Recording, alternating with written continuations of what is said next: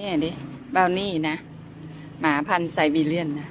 ออกมาจากห้องแอร์ก็จะมานอนตากแดดแบบนี้นะเนี่ยสงสัยจะเย็นเกินไป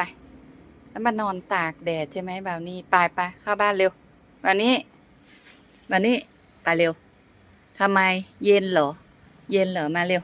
ปกติจะเป็นหมาขี้ร้อนนะมาเร็วมาเข้าบ้านเร็วบาวนี่มาเร็ว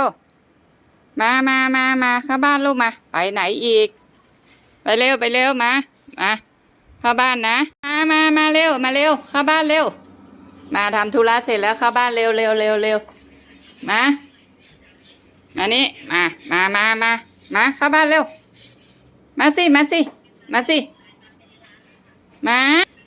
าเลยเข้าบ้าน